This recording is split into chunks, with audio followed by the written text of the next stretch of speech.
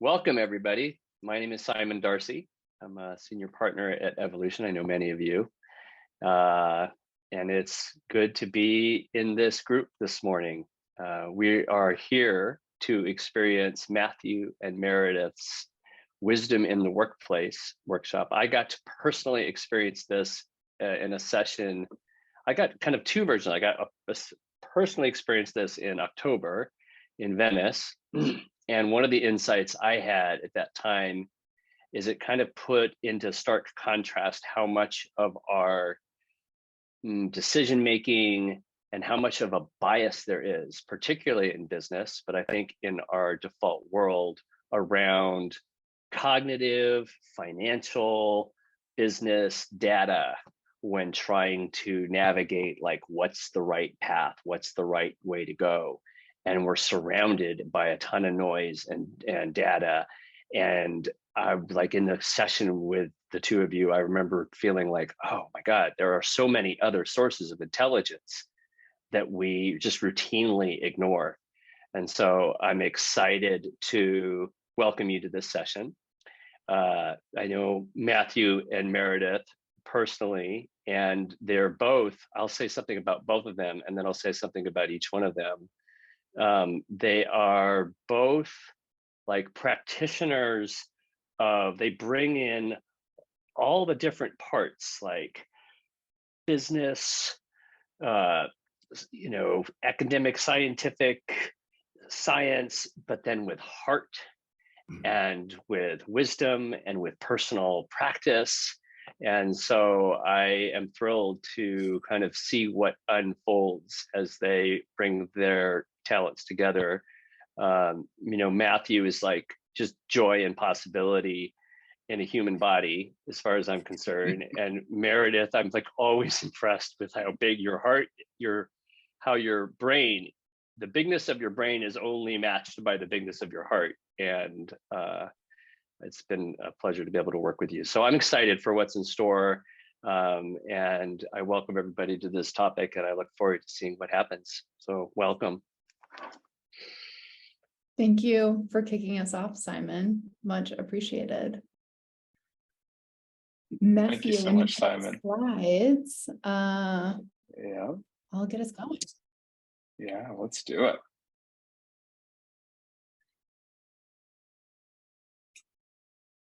So welcome. Here's the plan and the objectives for today. Oh, this is us. Here we are. So here's the plan. Here's what we're up to today. We're having a dialogue which doesn't often happen in organizational environments, and which we're usually pretty uncomfortable with. And yet Matthew and I are both really compelled that this topic is really important. And so this is the joyful beginning of a conversation about wisdom in the workplace. And we want to open the dialogue of where wisdom sits in the workplace and what wisdom is and how it sits in the workplace and where it's needed. And that will really be a dialogue because Matthew and I are going to be going back and forth, kind of fireside chat style. And then we want to investigate together what's possible when wisdom is present. And we'll do that primarily by introducing you to one practice for accessing wisdom for yourself. So we're both going to talk about, do the orientation to wisdom, what's here, and then we're also going to get into a practice in the last half of how do you access that? What are you noticing? How are you accessing wisdom for yourself? So it's meant to be both kind of like wisdom oriented, intuitive, emotional, discussion based, but also experiential. And that's what we'll be up to. Yeah. Awesome. And I think I just want to name too that, and Meredith and I were talking about this just before getting on today. I think that this can be a really taboo topic, or we don't want to make it weird or wooey. And I think that's sort of always a consideration inside of organizations. And so, how do we make this accessible? To what Meredith was just saying, making this as accessible as possible for all of us to access wisdom as technology just continues to accelerate faster and faster and faster. So excited to bring this to you today. Cool. So go ahead and just drop this into the chat. What does wisdom mean to you? What does wisdom mean to you? I know there's some people who are off video or need to be doing other things right now. So if you're able to put hands on your keys, we'd love to hear your version of it. I like that. Hands on your keys. And also, just even if you're not able to, just taking a moment. I know one of you folks is on a cruise right now, which I just think is the coolest. So just even taking a moment just to pause and think about that, even if you're not able to type in the chat. Cool. So Katie just said a combination of gut, instinct, and data. And I love that answer. Yeah. Cool. Yeah. And knowing of what feels right, says Peter. Peter, I appreciate you bringing into the room the sense of knowingness around wisdom, of an internal sense of knowingness of truth instead of an external proving of the thing being true. Yeah, Sim says, for me, it lies beyond just data and information, more knowledge, something closer to intuition. Yep. Cool. Yeah. David, the ability to separate ego from external issues and to be able to do what's right in the moment. Ooh. I love that definition, David. This is good. Yeah. Keep on populating your thoughts and we'll get into it. Yeah. So I'm gonna actually stop the screen share for a moment. Yeah, so we can just be present together here because that's half the fun of this whole thing. So yeah, this is going to be a little bit more podcast style and a little bit more sort of like Meredith was saying, sort of fireside chat with us. But I want to just kind of kick it off to you, Meredith. Like, what is wisdom? What is wisdom as we would see it at Wisdom in the Workplace? Yeah.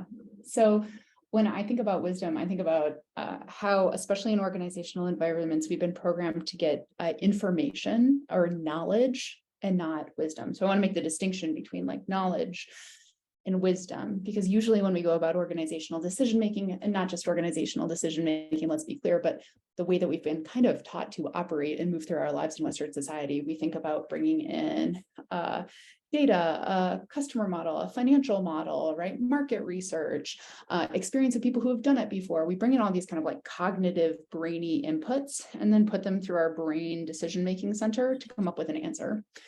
And that is all good and relevant and useful and part of what we can do as humans with our great big prefrontal cortexes.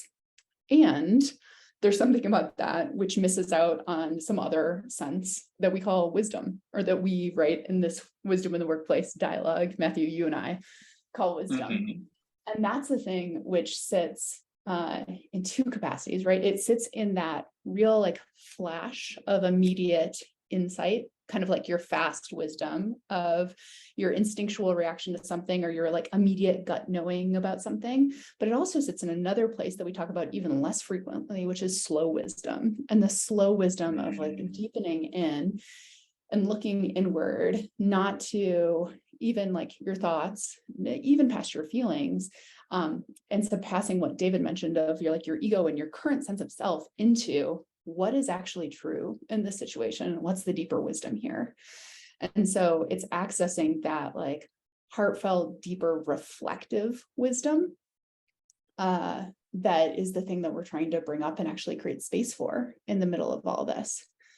The next question, of course, is like, what is the source of that wisdom, or where does it come from? And I think our explanation and the way that we've thought about it, and certainly what we've experienced across organizations and across leaders, is that wisdom, the source of it, almost like we can debate the source all day. It doesn't, some people will say it's like the combination of my collective experiences. Some people say it's my individual subconscious or unconscious. Some person would say it's transpersonal wisdom. Some other person would say it's God or spirit or the universe, or there's something else, right? Like you can go all the way down the hippie rabbit hole describing what it may and may not be, and it'll start intersecting with all sorts of religious theories. But we're really not interested in that, because we know from practice that the thing is useful, and we give it the name wisdom wherever it comes from. But the reason why we find it important to use and access is because in our lived experience as leaders, that thing is really, really useful. And it's really uncomfortable to bring into organizational environments, not because we believe it to be a certain thing or can even prove it's a certain thing, right? We know in practice, whatever that thing is that we're calling wisdom, that's inside, non-cognitive, not knowledge, but a different sense of knowingness, that thing is useful. Yeah. Yeah, and I'll also add too that like in the science community and sort of the trauma informed community, we talk a lot about the brain as like actually an end organ. Like it's actually the last piece of us that receives information. Our brains are the last piece. So there's like this concept of interoception, like my physical ability to perceive my environment that then sends signals up to my brain of like what's going on. So what's really interesting is like our nervous system actually receives 12 million stimuli per second, and our conscious mind can only comprehend 40 bits of that information. So 12 million to 40, which sounds heavy in and of itself, but I love for people to soak that in, that like our body is so aware of what's happening. And yeah, there's so much more than just the mental piece of this. So yeah, I love what that. you're bringing up for me is that wisdom is both in some ways kind of a tuning inward, but also a tuning outward, right? Like it's getting out of this space up here, and there's something actually in our soma which feels like it rests in our heart or rests in our gut, right? There's like an inner knowingness that we go down to and inward to in our physical body. And it's that connection which also takes us up and out to something bigger and broader, and something that you feel like, oh my gosh, that's not even, it's not in my brain, that's not in my knowingness. It's like I'm accessing some other thing which is out there. Right. But like in both Right. cases, yeah, you're right. Your brain's the last part to know. And the source of wisdom often feels like it's either deeply in or out and way beyond. Right. And I think that's like really the goal of what we're trying to do, is to make this like a reliable and consistent source of data for folks, because, and maybe not data, but no, it's information that we're receiving, and how do we do it in a reliable, consistent way? And I think that's why it hasn't been relied on consistently, is because there hasn't been a set of principles or tools to be able to access this stuff simply and easily. I think you're bringing us back to this really interesting point of like, historically, we have relied on external provable truth, right? Yes. Like we live in a society where, especially in organizational decision making, data driven, which we should be, right? And bringing in this complementary thing, because so historically we've looked outside and said like, how do we know what's true? How do I know what's true with my brain? And how do we do that thing? And now, as we're increasingly moving into a world of, it is increasingly difficult to know outside yourself what's true, because of fake news, because of deep fakes, because of the way that the world is evolving, that we're soon going to be able to create anything in text and anything in image, right? Including video, and not know whether that thing is true. Like we used to be able to look for external sources and validate and verify truth, and that's going to be increasingly difficult. And so the orientation to truth and the discovery of truth is increasingly like the leadership ability that we need is actually an internal orientation within ourselves to discern what's true, because we can't rely on this like brain oriented version that we used to do. Not that that's wrong. We just need to add something complementary to it to know what's true, and bring that as, like you said, just as valid as an input to the decision-making table in organizations. That yes, we're bringing in the financial model and the consumer data and like the employee survey and all that stuff. And in addition to that, we're bringing up this thing from ourselves, like a sense of knowingness of what's the deeper wisdom, what's really here, what's the wise move, right? That we're bringing that up and putting that on the table and saying, look, this is just one more input to the way that we make decisions together, but it's a valid, relevant input that I can speak to and give voice to, and people don't look at it and say, what is that hippie shit over there? But instead people go like, oh, there's something real about an internal sense of knowingness, and something that's really important in our decision making to bring that in. Totally.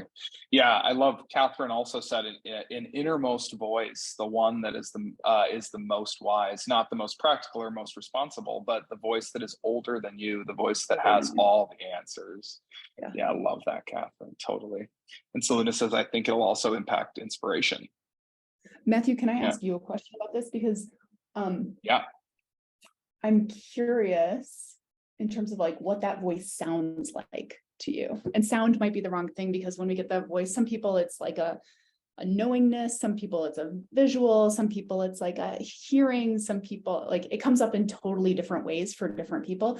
So I'm curious, when the voice comes up for you, it sounds like, does it tell you what's really at stake? Does it tell you the next decision to make? Does it tell you the thing that you're missing? What do you hear when you tune to your own wisdom? Such a great question, Meredith. Yeah, and I think that's part of this education process that we really want to bring forward for people, is that it comes in so many different ways, and I don't think we want to necessarily say that there is any way that it can't come, but to say that, yeah, for me, it comes a lot of times in flashes of images, and also when we say like a knowing, it's kind of like I can experience almost like a paragraph of text, like if I was to like see words, but it's like I know that entire paragraph in like a moment. And that's why I think we would say like a knowing, because I can just know something that I know that I know that I know. And that's a lot of times what I'll ask people in sessions. It's like, what is it that you know that you know that you know to be true? Because it's just something that just kind of hits you all at once, but it can be like a lot of information that just is suddenly almost feels like it's just kind of downloaded into you in a moment. Yeah. I feel that we have a learned. What about you? Oh, for me, either like a knowingness of a truthfulness of an answer of like, oh yeah, oh my gosh, what's really going on here is that we're not really making a business decision. We're all trying to look good. Like, oh, that's what's actually going on. Or alternatively, a knowingness of, I can recall doing some coaching with someone the other day. And the person was curious of like, how does all this come together? Or what is it? And I really had a sense of like, all the things that you've done in the past are informing the thing that you're doing now, and you can't see the connection behind it, but it's really important. That was also a knowingness. Or alternatively, someone who I was working with who was trying to figure out their relationship with their team. And the image that came to mind to me was a soccer game. And I was like, oh, like the nature of how you're playing together is by like passing the ball and working together. And like, it's very different to play soccer versus baseball versus football, right? Versus cricket, right? Like there's a different nature of how the players work together. And I was like, this version, it feels like soccer, right? And then we got to talk about that and unpack like, what's the wisdom in treating this game like soccer versus something else? Yeah. But the thing that you were bringing up for me as well is it's funny because I feel like I certainly have, I think a lot of us have a learned skepticism, or even a natural, I don't know if it's learned or natural, but a natural skepticism. And when we get something like that come up, we're like, oh, soccer, or, oh, this is just about ego. Like we're not used to trusting that information. And so a lot of the exercises leaders in deepening into our own wisdom is experimenting with our own ability to trust the things that come up for us as useful and true, when we've been both taught individually and taught organizationally that those things aren't useful, true, relevant, right? Yeah. Well, I think it's just not practiced. Like it's just something that, to your point, it's like it was sort of like pressed down. It's like, nah, this isn't a valuable data set, or this isn't important information. So it's something that's less practiced, especially in corporate environments or in the tech world or in healthcare, or like so many of the different areas that we work with at Evolution. Like it's just not a practiced skill set. But just like anything else, like you can have played soccer your entire life, to use your analogy, but maybe you haven't played a lot of cricket, and like you could still get out there and like maybe hit it, but like it may just not be as polished or as clean up front. And so I think it is like a building of this, and there's really simple, accessible ways to get to it, and that's part of what we're going to share in a little bit. But yeah, I think that you bring up two really important points. One is that like all of us have felt some sense of intuition, which is like just one of these forms of wisdom. All of us have felt some sense of like gut feeling, intuition, knowingness at some point, right? Like, you know what that feels like and you've had it. And the question is, can you learn to trust that thing? And can you be in practice of accessing that thing? Because you have it, it's innate here, it's possible. And like anything else, you can do it in a, like you said, in a clunky way when it emerges, or you can actually make a practice and a discipline of like, one of the things that I need as a leader to move in the world at this point and be effective is a better access to that thing, and in a better ability to actually say, like, I'm going to go run a customer survey. I'm going to go make a model. I'm going to go figure out what else is here, and I'm going to pull it up and use it. right? Like in Totally. as equally like neutral, accessible way of just one more piece of data, I'm going to go access and pull that up and bring wisdom here. Yeah. So I guess what's at stake here, Meredith, like of us not utilizing more wisdom right now?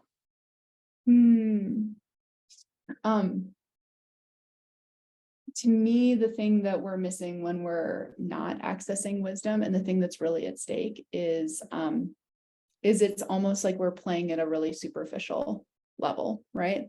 There's like other things to know, and they're not that hard to access, and they actually serve to change the conversation. I think about when I was using the practice that we're going to do later in this call. I was using this deep decision-making practice. I was using it with an executive team, and it was at the end of a strategy session. So we had gone through all the strategy, where we're going to go, what's important, how are we going to get there? And we did the deep decision-making practice, which takes you into what's the decision that needs to be made now, what's really at stake, what's the deeper wisdom, if I was brave enough, what would I do, right? Like we took people through that. And at the end of it, what came out was, we have this whole strategy, and actually there are two things we didn't mention about the things that are really, really getting in our way, right? And one was a distracting relationship with a stakeholder, right? And the other one was like the extent to which we were saying yes and not saying no to things. And if we had just moved forward with the beautiful strategy that we had put out, like we wouldn't have accessed like the deeper, braver things that we weren't putting into the room and that we were afraid to say, or that we were not stopping to discern and like listen to. And it was those things that allowed us to like make the adjustments of, okay, this is actually going to work, and we're going to put the pieces together, because now we're actually able to deal with some of the other things that weren't present when we were just having the brain-led conversation. And so I think not accessing wisdom means that we miss things, means that we focus on the wrong things, means that we don't deal with some of the things that look really evident in retrospect, but there's some version of our like ego and personness that's not letting us put those on the table. So good. If I was to encapsulate that in you may not agree with this, but I think it gives us a competitive advantage. Like I think in the marketplace, like I think it gives us a competitive advantage, because again, information is so abundant now. Like it's just becoming like just silly. And I think if anything, it's actually about how do we rein in our consumption of information that's like constantly available to us, and take this deeper dive inward. And I love your word of discernment, to be able to discern, what is actually valuable and important right now and meaningful to us as we move the company forward. I don't mean to sound, I'm obsessed with ChatGPT right now, and how that has implications for the wisdom dialogue. So I'm sorry, I apologize for going back there.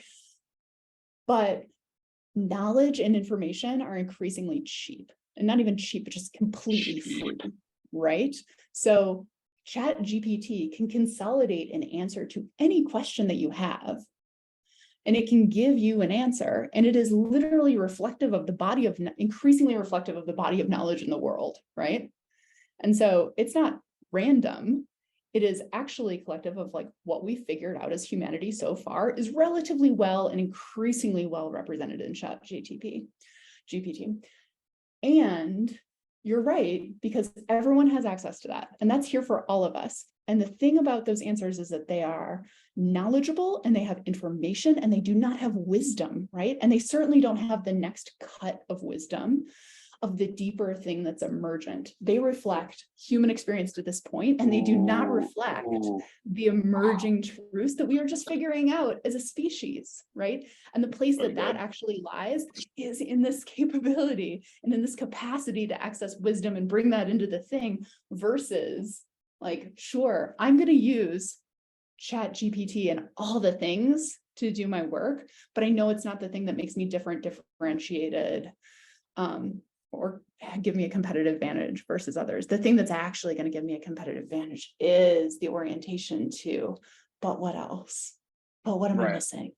But what's the next edge of it that is also probably not going to come from my like brain supercomputer either? So So good. Sometimes like predictive models aren't everything. Yeah, this is great. This is great. So I think then that really segues us. We're about halfway in, and now I want us to sort of transition towards like more experiential. So to kind of like get us into that. And I'm so excited. So everybody go ahead, and if you don't have a journal on you, like go ahead, grab something to be able to write with. And we're going to take us into an experience. But as people are getting journals and things, Meredith, I'd love to just talk about the posture briefly of like how, like I guess like how do we access it practically? How do we get access to this wisdom? Yeah, I'd love for you to kick that off too. Yeah. Just some of your thoughts on that. So generally when we move through our human lives, right? Like I'm moving through and I'm humaning. Most of the humaning involves externally oriented doingness, which is more or less consciously like brain led with like emotional connection, right? Like that's mostly how we human. Like I walk around with my like thoughts and feelings, and I mostly am doing things and affecting things in the world. And accessing wisdom takes just a little bit of a different orientation, which is why we talk about it as a posture, in terms of going from like brain oriented to being more holistically oriented in terms of like turning on my like somatic sensory self into like, what else am I noticing? And then connecting to like, whether you put it like deeply inside you or out and above you, right? Like a sense of like, what else is here? And instead of having a thinking, doing orientation, it has like quiet listening orientation. And the place to watch out for that the most is when your brain starts to jump in and judge things, right? And say like, that makes sense, that doesn't make sense. Like, how do I translate that? Because you want to be internally oriented, quiet, listening, non-judgmental, right? Of like, I'm going to let things come up. And in an approach that's very meditation oriented, right? Like to let those things come up and let them be without judgment. I'm not going to attach to them. I'm not going to like think about them. I'm not going to try and make sense of them. I'm just going to let them present and see what's here. And so those are a lot of the things that are here in the posture. It is probably a familiar posture because wisdom obviously is related to wisdom traditions and how people have accessed wisdom historically. A lot of that wisdom has been translated into religion, which we're not talking about, but there is a wisdom in the wisdom traditions of how to access wisdom and where that comes from in the posture. And so, like I said, if you're familiar with meditation, it is almost a meditative posture that we take to turn inward to see what else is there. Those are the things top of mind to me. What else do you notice about the posture, Matthew, and how we orient? I loved that. I'd love to like go to the slides because I think we can tap into some of this stuff a little bit too. But this is so good. So I'm going to hit, let's hit the experiential piece. And I think the thing is for folks, I know some of us have to dip for time considerations, but also like, this is actually where the real juice is, right? Like we've been leading with the thing that feels the most comfortable to us, which is the mind, right? So taking it from conceptual and like really dropping it into our bodies for this. So let's go ahead and do that. So Meredith, you just want to walk us through like a really simple practice that we use constantly and that we're bringing into organizations more often, deep decision making. Yeah, I think it's important to say that deep decision making is one wisdom practice, right? There are so many practices that you can use to access wisdom. So we're going to introduce you to one today. It's one that sits really, it makes sense to our brains because it sits in the space of decision making. And so we like have a decision to make. Oh, let's go access wisdom to figure out what else is here about that decision. So it has a clear trigger when you use it. It has a clear process, and it has a clear outcome that you can use and incorporate into decision-making individually or collectively. So we like to introduce people first to deep decision-making, understanding that there's so many other wisdom practices too. And the deep decision-making practice is really to take that posture that we were talking about of internal orientation, quiet, non-judgmental, and then to ask yourself 5 questions in succession. First, what decision needs to be made at this moment? So to really inquire, whether you're thinking collectively about an organization or individually about yourself as a leader, what decision needs to be made at this moment? What's the real decision? Second, what's the deeper wisdom here? Third, I think these are flipped, actually, Matthew. Like, we're a little bit out of order. So if you can hide the slide. Oh, yeah. Yeah, it's what decision needs to be made at this moment. 2, what is this really about? 3, what's the deeper wisdom here, which is when you're getting to like kind of the bottoming out of what you're noticing. 4, if I was braver, what would I do next? And then 5, what's the outcome of that? Right? So we're going from clarity on the decision to asking what the other major factors are, to then figuring out the deeper wisdom. Then if I was brave enough, what would I do next? And then when I take that step, what's the next outcome? So we're taking you all the way from the proximal question through the next step and what you're going to do about it. Yeah, love that. Amen. So just for folks, so Meredith is just quickly walking us through the questions. We'll do this as an actual practice here in just a moment. So I think just to really quickly recap the posture, and let's like actually start to get into the practice of this. So as Meredith was saying, I would say go ahead and actually find yourself a really good seat in your seat. So feel your feet on the floor. Assuming you're sitting, if you're standing, feel your feet on the floor. And just take a few moments. Yeah. Well, Matthew's going to lead through this. You can participate now. We're also going to post this on YouTube later. You can come back and do the practice on YouTube. If you are, for example, doing something or caring for a child or doing whatever you need to do right now, we'll walk through the practice and then you can come back to this anytime to do it. Also feel free to there's nothing else you need to look at on the screen, right? Because Matthew will be leading it through in an auditory way. So you can, put Zoom or minimize it to the side or turn away from your screen, just be able to go through the practice. Yeah. And that's part of why we have cameras off too. Thanks, Meredith. Yeah. It's just so that you can really be in anonymous space, that there isn't any sense of anybody looking at you. But this can really just be you and your space to go in to find this discernment. So taking a few moments to feel your feet on the ground, feel your feet in your seat. And to feel the crown of your head reaching towards the ceiling, towards the sky. And take a few moments just to simply notice, how am I right now? What is my experience at this moment? Right? Not trying to necessarily change anything, but just simply squaring up to reality as it is in this moment. Maybe I feel really calm. Maybe I walked in feeling a little bit frazzled. So just simply noticing, and if I can, as much accepting what it is that I'm experiencing inside right now. So taking a few moments to notice what's going on inside of myself. And it's okay if this is new too. If this is really new, maybe I can feel a little bit of sensation. Maybe my tummy is a little rumbly, or maybe my chest feels a certain way. So it's okay to notice a feeling, or even just, again, a sense. There's some sensation in your body. So the posture being now from here is, how can I be really curious and really receptive to what happens? And how can I also be as patient as possible with myself as that wisdom sort of bubbles up? So to go through the practice, go ahead and you can grab a journal if you don't have one. The first question being, what decision needs to be made at this moment? And I'll say that this can be a personal question. This can be a professional problem, or a decision that needs to be made. And feel free to either answer that internally to yourself or write it down, whatever feels resonant for you. Yeah.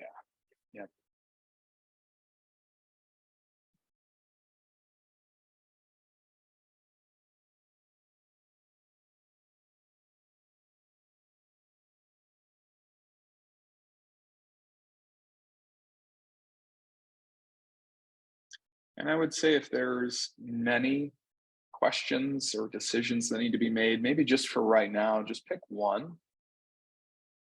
Some of us have competing decisions that need to be made. So just for today, we'll just try one at the moment. So just going ahead and picking one.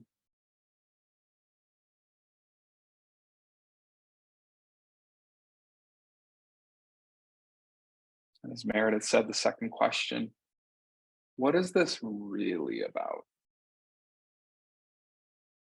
All right, so I have my surface level decision. The next question being, what is this really about? Sometimes what comes up at this time is values, dimensions of ego, considerations, like all the many factors that might go into this decision at a deeper level.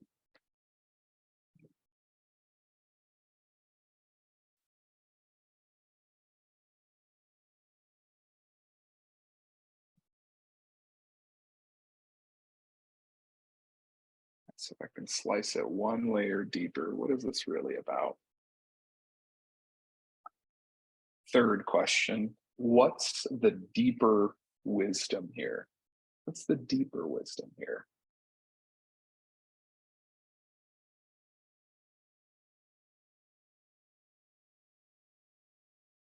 And sometimes this version comes up in I want, I feel, I'm afraid of, right? Like it could be things about you, it could be things more broadly that you're noticing. Yeah, what am I noticing here?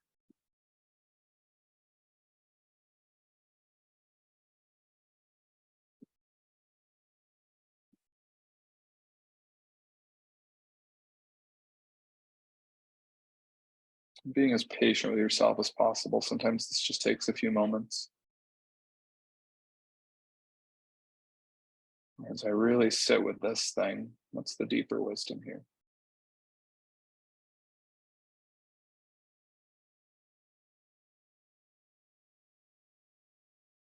Again, about me, about the situation, about the people around me. What's the deeper wisdom here?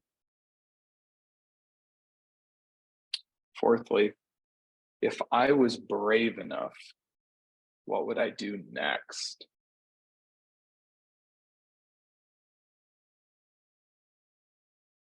Not saying I am brave enough, but if I was brave enough, what would I do next? Right? You're not making any declaration that you must do this, but it's like in the quiet of my journal, if I was brave enough, what would I do next? Maybe it's, I'm brave enough, I'm going to do this.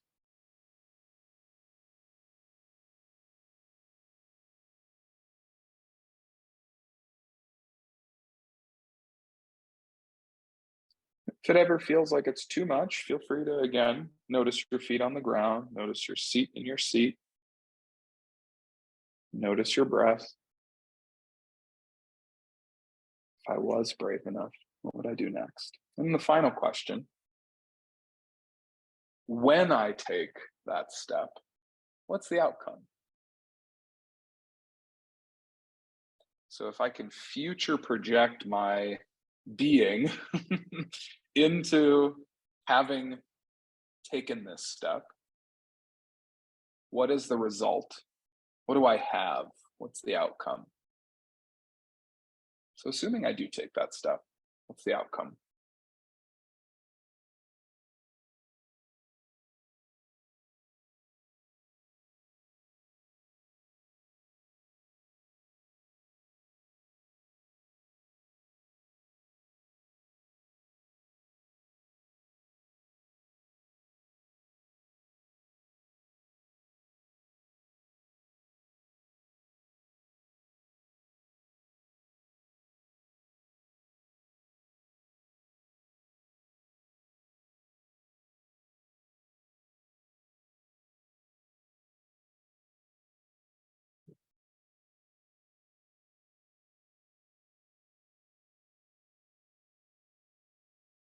If you need any more time to go back through any of these questions, take your time. It's okay to really linger in these questions.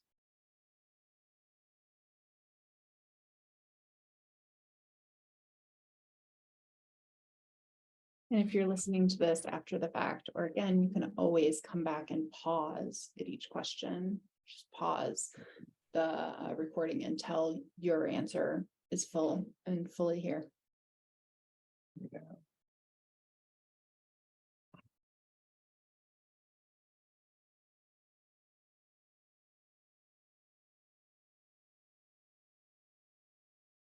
Yeah, the slower I can go inside,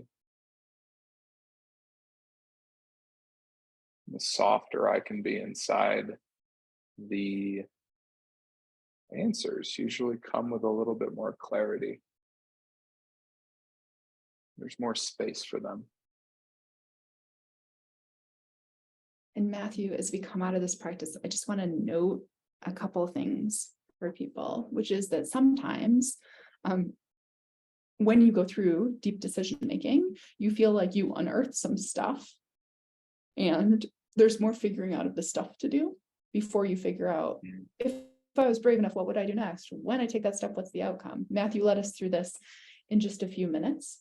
And so we had a certain like pacing and wanting to get you through all the 5 steps. But sometimes when you get to what's the deeper wisdom here, there's a lot of unpacking of the deeper wisdom. And it can feel confusing even if you try and move forward to next steps and outcomes and that stuff when you're not ready, because there's more to understand in the depth of the wisdom. And so if you've come through this and go like, I have perfect clarity on the thing that I do next in a wiser way, that's lovely. And also if you've come through this and gone like, I put a lot of stuff on the table, but I don't know what to do with it. And I haven't worked it through yet. And I'm a little bit confused. The encouragement is to go back to like, what's the deeper wisdom here, and keep on pulling that apart and looking at things like fears, motivations, values, right? Like all the stuff that suddenly comes to the surface of the deeper wisdom, and start to like look at that and inquire more about it and get curious about it. I know that as Matthew led us through this one, for me, at least this time, I unpacked a question that when you asked if I was brave enough, what would I do next? I was like, I don't know. I got to linger here for a minute and figure it out. Totally. Yeah. Yeah. And I love that. And I'll say, if you do feel inspiration, if you do feel like, wow, I did get the thing, there's something really cool called the inspiration horizon, which is to say that when we get inspired, we have 48 hours to take action on that inspiration. So if you do feel like you came to an outcome, like it's like, man, yeah, if I was brave enough, I would give this person a call. I would send this text. I would shoot off this email. I'd call for this meeting. I'd seek out these data sets, whatever it may be, to actually go ahead and put that into your calendar for the next 24, somewhere in the next 24 to 48 hours, so that you actually take that action and move with the inspiration rather than wait for it to kind of dwindle out. And then you go, well, I mean, that was a good idea. I'll get around to it 3 weeks from now, right? It's like, no, let's capture this lightning in a bottle and let's move it forward down the field. I don't know. So if that's supportive for some of you, and some of you, like Meredith said, are going to totally need more time in the deeper wisdom piece to unpack this a little bit deeper. And then one thing I just want to point out as well is like, we take a certain posture, and when we're doing it, especially collectively, and we're teaching it and we're bringing it into the world, we take time to like get into that posture, right? Like Matthew started us by like slowly getting into the posture and then stepping through the questions. And because accessing wisdom and deep decision making is one practice to access wisdom is a practice, it doesn't have to be like slow and laborious and I'm going to sit and like do the thing. Like as you build that capacity and that capability, just like any other leadership skill, that at first starts really deliberate and thoughtful of how do I give this person direction, or like how do I manage the stakeholder, and you're very conscious and thoughtful about it, it becomes actually like faster and more intuitive, and in even how you run through accessing wisdom. So you can do it in the slow way. You can also do it in the like, okay, posture, wisdom, what's there? Okay, I'm back, right? Like you can do it very quickly. You can do it in the moment. You can do it in a meeting. You can do it in when you're in the shower, when you're getting ready for breakfast or doing your day, right? So we do it in a unpacked long form way here to give you the experience of it. And in practice, it can become fast, short, right? Like all sorts of different versions of it that now you have a relationship with, and the experience of like looking at the deeper wisdom, figuring it out, even in the middle of conversations, meetings, right? Actually in the leadership team room where we're making decisions. So I just want to disburden anyone who had the assumption of like, oh my gosh, I'm going to spend all my time closing my eyes and like looking internally. Like, no, that's not the point. The point is that it's one of the ways that we learn to access this thing. Yeah, totally beautiful. And I'd actually love to open it up too of dropping into the chat anything, if you feel comfortable, to maybe share an inspired action, or perhaps it's just like, hey, I feel more calm. Just sort of, what are you noticing right now? I think would be really cool. Yeah, what are you noticing right now before we get to that other question?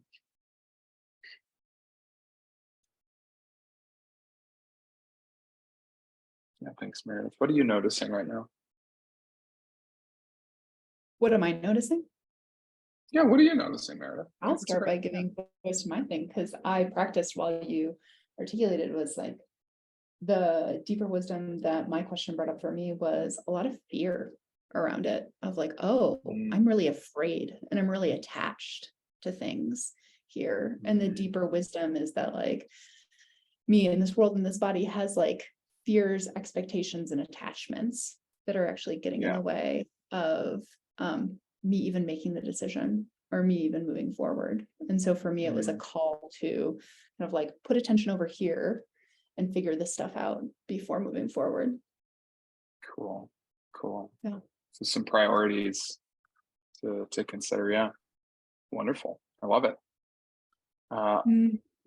Yeah. Roth says calmness. Catherine says a call to spend more time here. Jim, I'm not procrastinating about creating space for wisdom to come in and not make a snap decision. Nice. David, the process confirmed my initial instincts. Cool. And Katie said, my inspired action is actually a non-action, taking the path of patience and calm versus rushing, using a battering ram to get what I want. That's so good, Katie. Love that. Cool. David, there's something in what you said that I really appreciate, which is like, you're pointing out fast and slow wisdom, right? Like we go through this slow wisdom process of internally looking inward, and instincts are the version of like fast wisdom. And you're saying like, oh, there's an interesting alignment between those things. When I go fast, my instincts give me an answer, which also when I go slow, I notice that thing too. And it's one of the things that I use is kind of like a confirmatory mechanism sometimes of like, oh, if I feel alignment between those things, that's really interesting. It feels like there's a confirmation of the thing that's coming up. Yeah. And then I also just want to like celebrate Sim. I feel resistance, like recognizing how not comfortable I am here, despite knowing it's good. Right. And I think that's really great. I think that's something that Meredith and I want to continue to like, really like for folks, is just like, yeah, like try this on for yourself. And knowing that this may not, it's almost like I know like the whole thing with the Buddha, it's like, hey, like I have all these, here's this cool wisdom, here's these cool ideas, and also try it on for yourself. Like we don't want to say that we have all of the answers. I think it's like part of this is it's gonna fit inside of everybody in a different way. And so we want to just share all that we got, and that knowing that it'll show up for you differently, potentially. Yeah. It's the encouragement to take it for testing. Take it for testing. Like when you're accessing your wisdom, see what comes up and see when you move from that, how does it impact you in the world, right? Like, because there's no believing in this stuff. There's only the experience of like, was that very useful or not, right? Like, how do I move differently, and what's the impact and results that I see in my life when I make decisions with wisdom, when I operate with wisdom, when I reach into wisdom. It's not a belief. It's not a belief game. It's an experience game, and figuring out how that actually impacts you. Yeah. Experience game. I love that. So I think just as like a takeaway, sort of last couple thoughts here. So drop this into the chat. What's one place I can use this personally, professionally? And it's interesting because I will say, for folks, like this felt for me when we were first going through this process and Meredith first shared DDM with me, deep decision making, my thought was like, I actually feel more safe, more comfortable using this in personal settings than I do professionally. That was my initial read on it. It was like, I need to take this in personally. And now I've put it into all of my professional decision making. But I think initially it was, I needed to take it very personally first. So that might feel more comfortable for folks.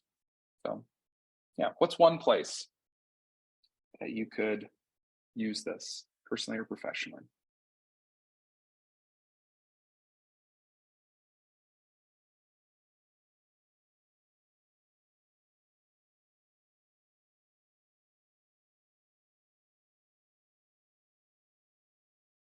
Meredith says, in my parenting. Yep.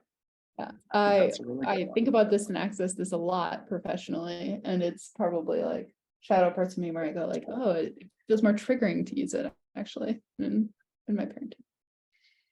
Yeah, that's good. Cool. And then I think sort of our sort of call to action here at the end here is just investigate again. Investigate where it feels important to you, for you, and please experiment with this stuff. And we'll send out materials and notes after the call. And these are our emails. So please, I would say, go ahead and write these down, whether you end up using our emails or not for anything, but feel free to write down our emails, give me questions or thoughts. Meredith, any sort of wrappy-uppy thoughts on your end, or questions or considerations for folks?